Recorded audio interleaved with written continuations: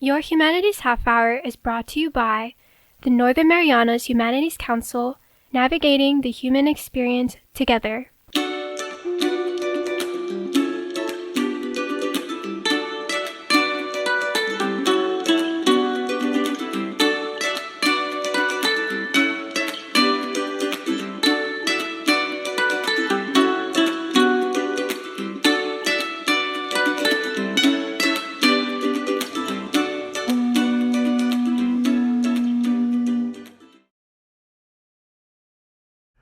Hapade, Tiro, and welcome to Your Humanities Half Hour. I'm Catherine Perry, and we are continuing our series chatting with former Peace Corps volunteers who served here in the Marianas.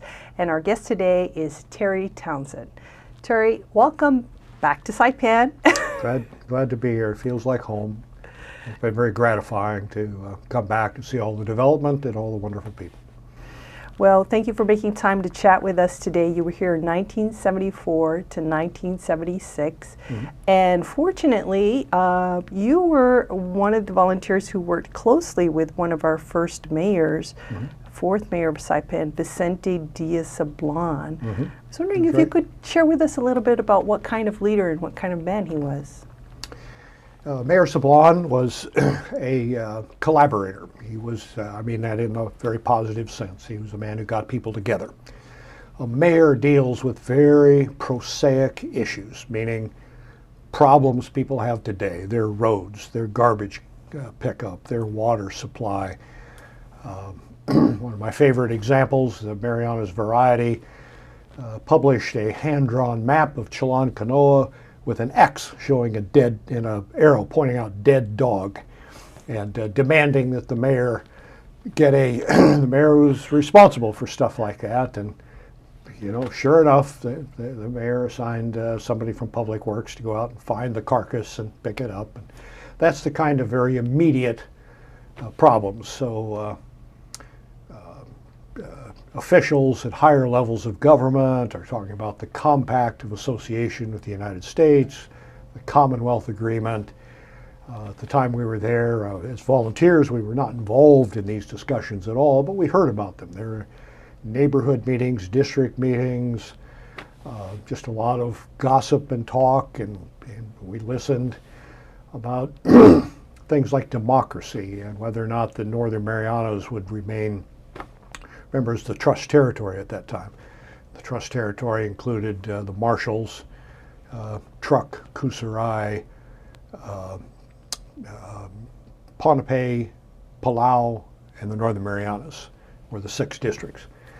The United States government was encouraging all 6 districts to stay together and form one association that would then be like the Federated States of Micronesia. People of the Northern Marianas chose to the Commonwealth status as they have now. So we had levels of government that are dealing with very lofty issues, long-term structural issues, governance and management. Not the mayor. The mayor is dealing with garbage pickup and water hookups and how to get more electricity and you know, make sure the streets are clean and problems, you know, pothole and getting it plugged. He was very, he knew every road, every household on Saipan. He knew them all. He knew every district, and he knew the particular rivalries and jealousies and concerns of every district, and he was always very careful to make sure that the needs of every district were being met. And of course, there's always a budget constraint. You know, you always want to do more. He was a very careful administrator. Saipan never ran a deficit. And to the credit of the mayor and to the accounting officials who were responsible for managing funds at that time, not $1 was ever misspent or went missing. There was full accountability, full traceability, full transparency of everything that went on. Just as an example of kind of how much simpler things were in those days, one of my assignments, again, I speak of aluminum cans. So for decades, people on Saipan had just thrown stuff into the ocean. And if you're talking about coconut husks and pandanus leaves and things like that, it's fine. It all biodegrades. But aluminum cans just never biodegrade. They just bob around. And eventually they get washed back up on the beach, and you have to collect them again and throw them. So the mayor wanted me to develop a system of collecting those cans, smashing them, sorting out steel or tin cans from the aluminum, smashing them, getting them into gunny sacks down to the dock in Garapan, where they were sold to a aluminum recycler on Taiwan. And aluminum of that grade is made into lawn chairs and window frames and things like that. We were successful in doing that. Saipan was importing 18 tons of aluminum a month in the form mostly of beer cans at that time. And that whole system, that whole process was generating a revenue, a net benefit to the economy of about $1,000 a month. And that was considered significant. And the district commissioners, who formed kind of a city council or island council at that time with the mayor as the chair, argued for months over what to do with that extra $1,000, and they ended up putting it into a public information campaign about improving, discouraging people from just throwing garbage into the jungle, and encouraging people to make use of the municipal garbage pickup system and clean up Saipan. So at that time there was actually, how did the municipal garbage pickup work? Well, there was no system until the mayor started it. And the mayor did not have a garbage truck, you know, a big truck with a hydraulic press that compacts the garbage. He had what you'd call dump trucks, just trucks that are used for carrying sand and gravel and things in road maintenance. And so we developed a rotation. We could come around to every household on the island once every 2 weeks. We just didn't have enough trucks, enough drivers to do it more often than that. So families were encouraged to put their garbage to separate, biodegradable. So of course, coconut husks or, you know, rice table scraps that you're throwing away. We would encourage people to compost that for their gardens. And if they didn't feel like composting it, that can go into the jungle because it will biodegrade. And then stuff like aluminum cans, tin cans, pieces of plastic, things that don't biodegrade, save it up in garbage bags for the truck that would come around once every 2 weeks and collect that stuff. Remember, the island population was only 9,000 at that time, so it's much less than it is now. There were fewer households, so fewer stops on the route to go around. A big problem that the mayor faced is that there was no landfill. So a landfill is not just a hole in the ground, it's a geological formation with a clay bowl so that rainwater does not leach down through the toxins and carry those toxins into the water supply, the groundwater supply. Saipan is a volcanic island. The whole place is porous. There was no agreed upon location for a landfill.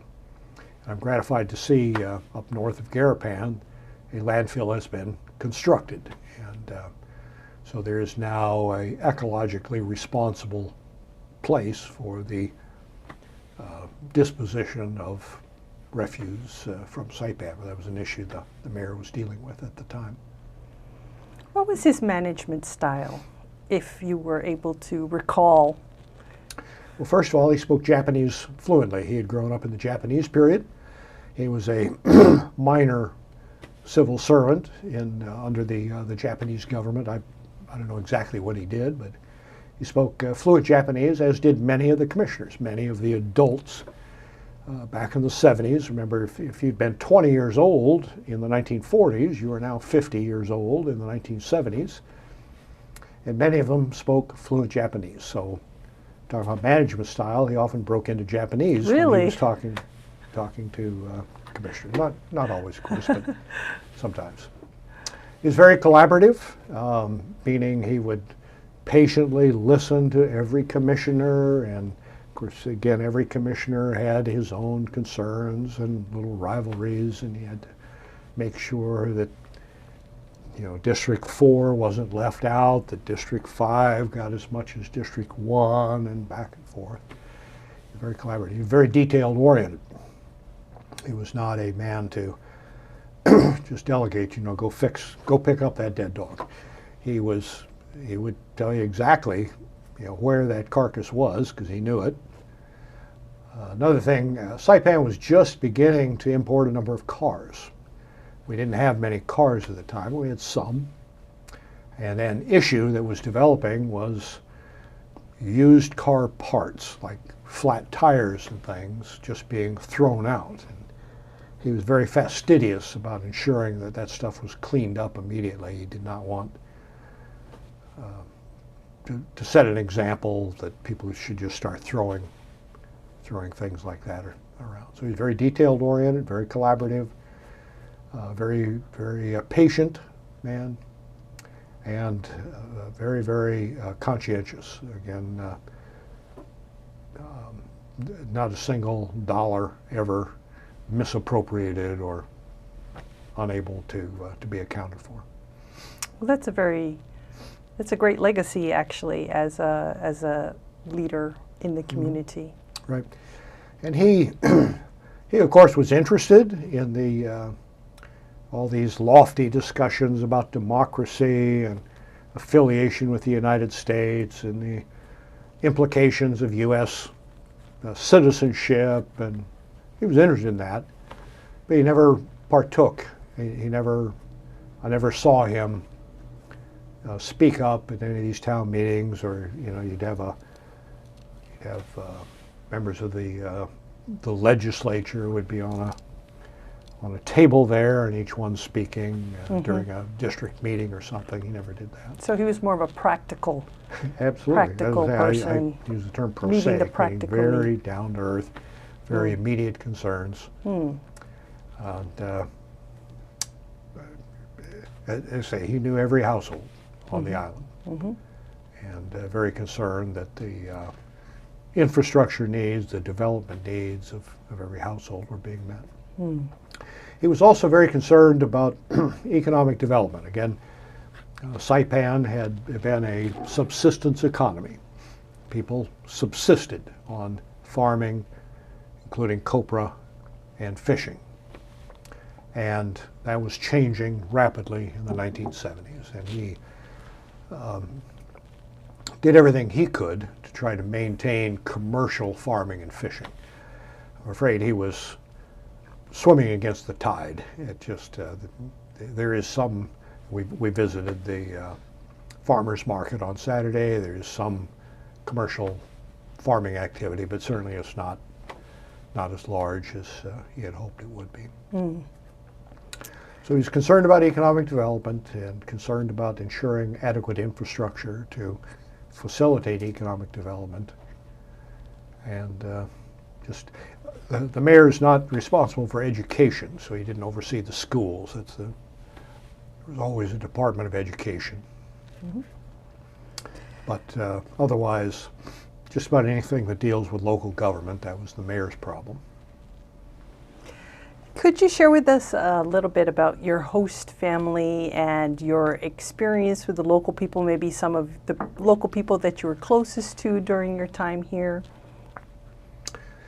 I lived with three guys about my age. They were teachers in the public school system. Ben Titano, Frank, and his brother Joe. And the house was owned by Tito and Maria Titano. They were, as young men, we probably drank too much.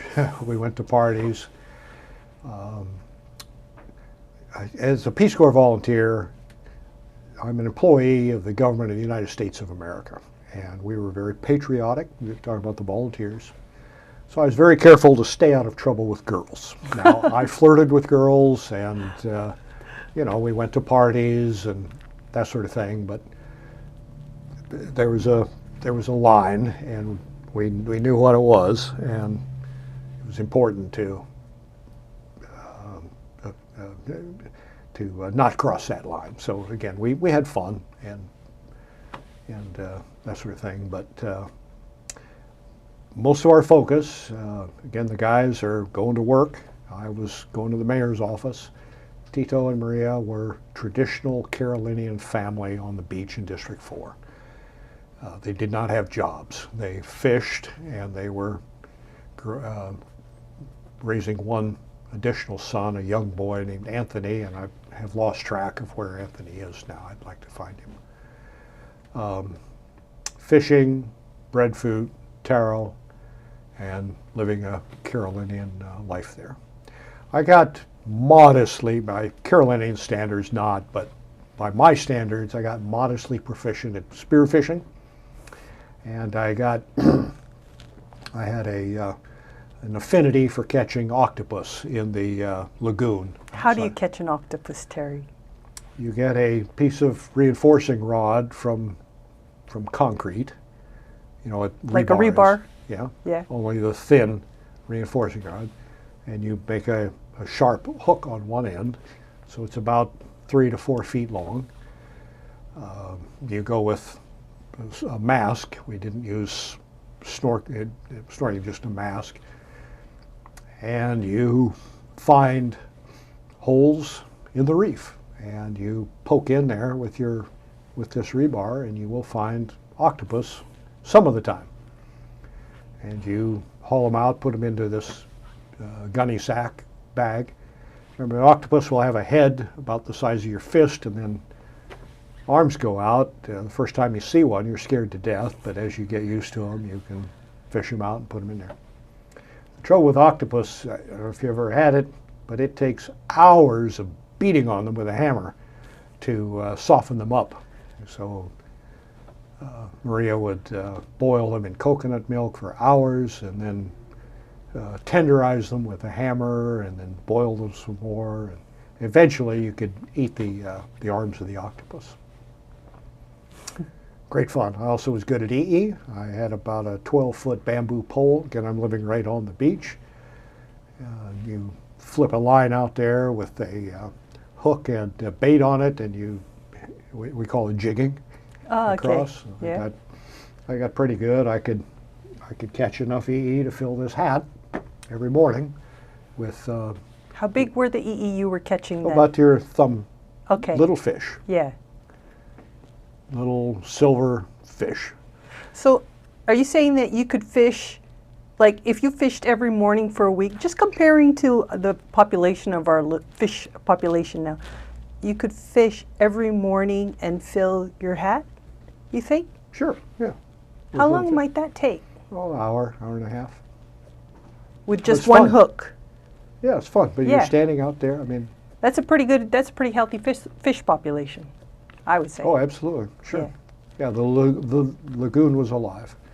Remember, Saipan, for decades, had been a subsistence economy with no pollution. There were no cars for decades. Now, there were cars by the time we got there in '74, but the pollution that would kill off the population didn't exist at that time. And you could not fish, you could not, even if every man, woman, and child fished every day, you could not deplete the fish population. It was that much. In the lagoon. Yeah. What other kind of marine life would you see when you... I love the manta rays. We used to borrow hobby cats. Some of the Peace Corps staff, so Peace Corps volunteers didn't own them. The Peace Corps staff had hobby cats, you know, the catamarans. Mm-hmm. We got pretty proficient at sailing those. And I love to just follow the manta rays, and follow them all the way up to Garapan and watch them. Generally, you do not have larger fish, parrotfish and that sort of thing inside the lagoon. You'd have to walk out to the reef to do that. And I was never very good at spearfishing. So there are other volunteers in my group. A lot of people here will remember Scott Russell. Yes. Scott was he was as good as a native Carolinian at spearfishing. Dennis Vandertuig was also very good at that. It was just never my thing. You were the octopus guy, though. I was the octopus guy because that's inside the lagoon. That's not outside on the reef. The reef. Okay. That's right. You mentioned a little bit about the discussion at that time about becoming potentially the political status, future of the Commonwealth. I want to ask you more about that, but let's take a break first. Take a break? Yeah. Okay. We're going to take a break and we'll be back after this. Looking for resources about Marianas history, culture, and more? Well, check out the Northern Marianas Humanities Council's collection. Our extensive video, audio, and photographic library can be found on YouTube, Facebook, and Instagram at 670 Humanities. Or check out the written resources on our website at nmhcouncil.org. And for those who prefer a good book, we also have a selection of local publications for purchase. So, dive in, explore, and share your comments as we navigate the human experience together.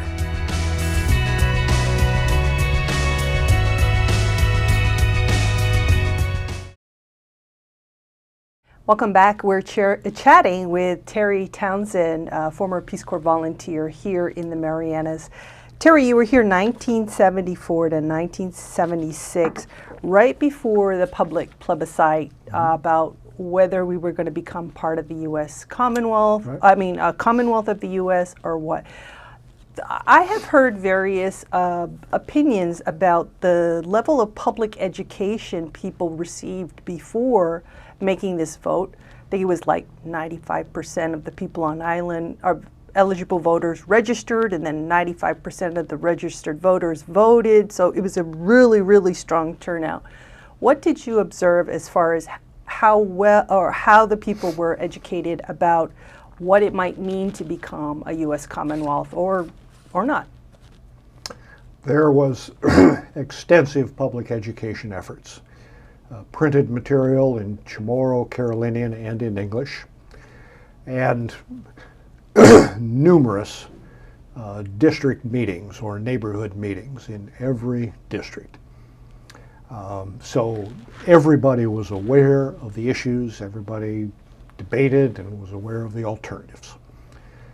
The basic alternatives were to become a Commonwealth, as the Marianas chose to do, or the Marianas going to remain connected to the rest of Micronesia in what has become the Federated States.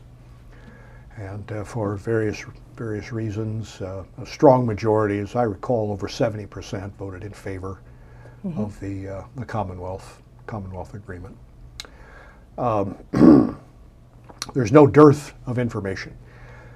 The United States sent out people from the State Department to participate in these district meetings and answer questions. People from the Pentagon came out to answer questions about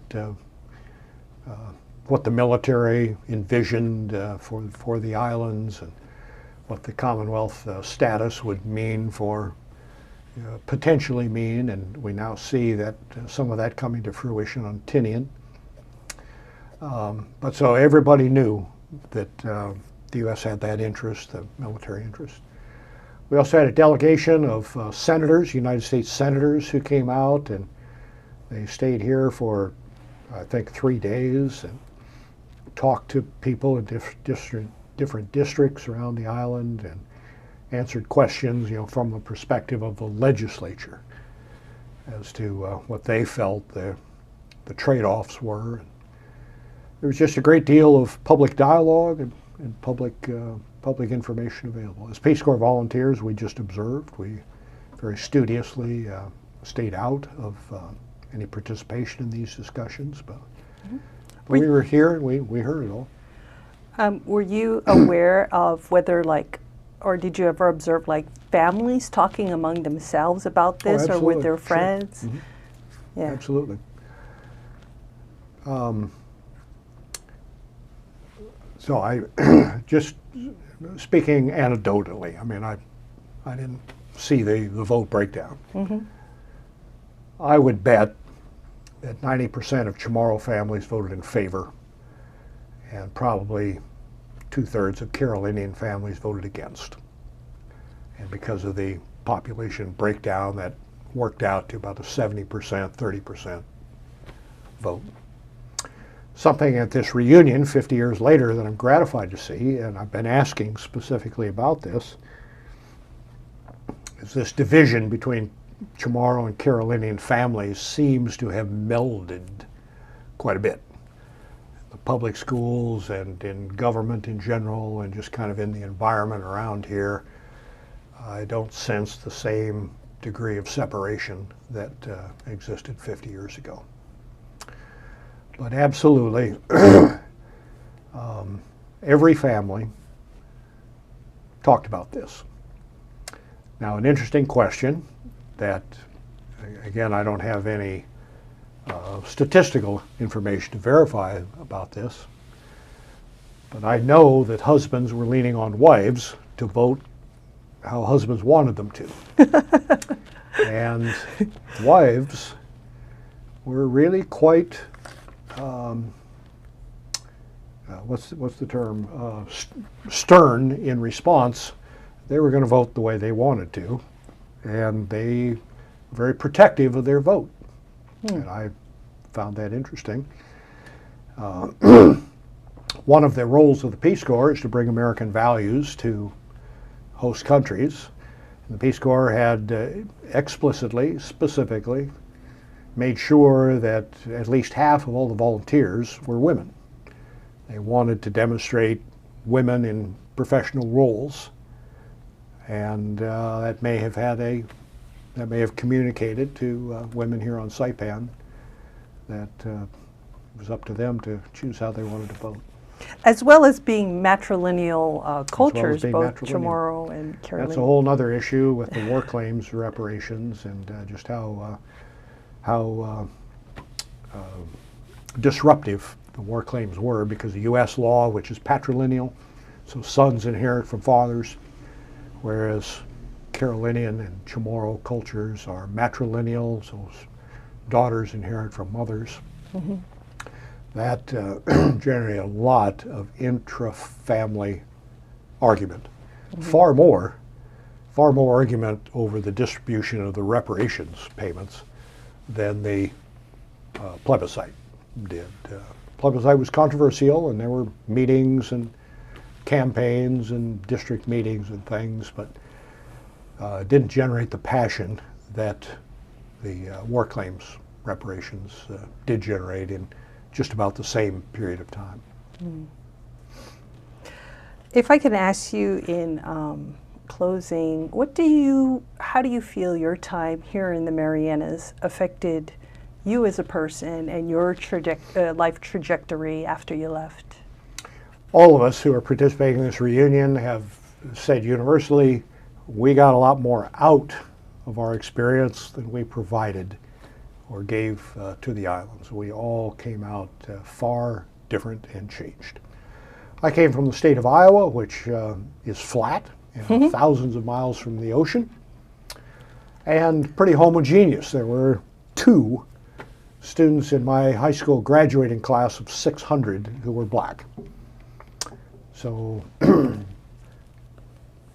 fly out here, parachute into this environment, and you have to learn pretty quickly to adapt, collaborate, accept, and to respect all people at all times, and to be aware of cultural nuances and importance. So we all of the volunteers grew in that respect.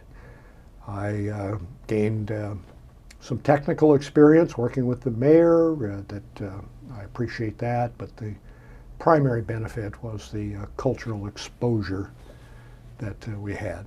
Not to mention the fact that I got married out here, and so that's kind of a life-changing event also. But we all were changed. Today, there's a term in the United States called a globalist, and my people who it's a derogatory term used by people who want to support, who believe that the United States is stronger if it's isolated. So a globalist is a person who is broadly interested in the world and wants the United States to be a force for positive change worldwide. We didn't use that term 50 years ago. That's a term that has developed in recent years in U.S. political dialogue. I'm very much a globalist, and I have to believe all Peace Corps volunteers are globalists, and we became that way, whether we were that way and chose to be volunteers or we became that way because we were volunteers, I'm not sure, but certainly the exposure to people around the world and just an understanding of differences in cultural perspectives was a great. All of us, meaning the volunteers who are here talking among ourselves, our careers benefited. Having Peace Corps on your resume gave all of us entree to master's and PhD programs at universities. I worked in the United Nations system. Having Peace Corps on my resume elevated my stature within the international community. So all of us benefited tangibly, as well as the intangible benefits of education and exposure to our Peace Corps experience. Thank you for your insights today and for sharing what you remember specifically about your time here. I really appreciate it. Any final thoughts before we go? One major final thought is all of us participating in the reunion want to thank the people of the Northern Marianas. We were strange people, spoke different languages, we had different cultural norms, and we must have been highly disruptive. But the people of Saipan, Tinian Rota, as well as some of the northern islands, accepted us into their neighborhoods, into their homes, and embraced us as people. And we're all very sentimental about that today. This reunion has been when we start with, those of us who were planning it, thought about this 2 years ago. It never occurred to us that people would actually remember the Peace Corps 50 years later. We're coming back. We were going to see Saipan and say hi to friends, but we didn't realize that people were going to remember us. And yet we find during this reunion that people remember the Peace Corps, and some of us with our families are actually remembered individually, which is perhaps a little scary at times. But so it's been very, very gratifying, and certainly appreciate the hospitality, the warmth, the acceptance that the people of the Marianas showed to us decades ago. Well, thank you also, because I understand you've been a key figure in putting this reunion together along with Auntie Jean Olapai. So thank you for your leadership in that and for helping everybody get back. Yeah, well, let's to set the record straight, the division of labor is probably about 70% female and 30% male, which is fairly typical. I get a lot of credit because my name's on the bottom of the emails. I send out the email. I was the communications person. But, yeah.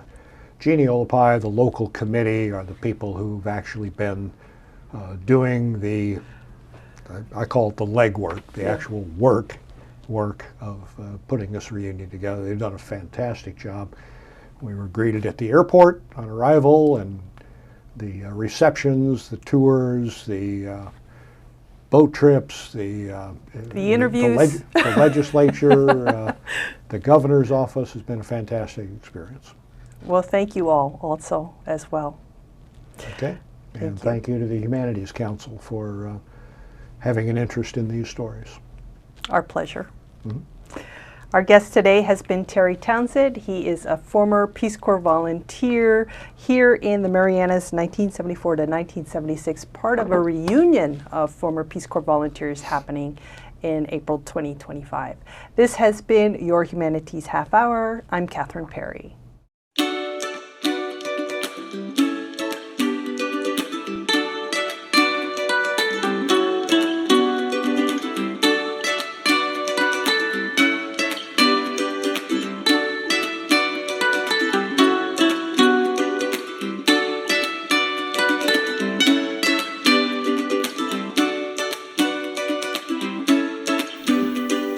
Your Humanities Half Hour has been made possible in part by a major grant from the National Endowment for the Humanities. Democracy demands wisdom. Any views, findings, conclusions, or recommendations expressed in this program do not necessarily represent those of the National Endowment for the Humanities. For more information or to share your thoughts, contact the Northern Marianas Humanities Council at nmhcouncil.org or on social media at 670 Humanities. That's 670 Humanities.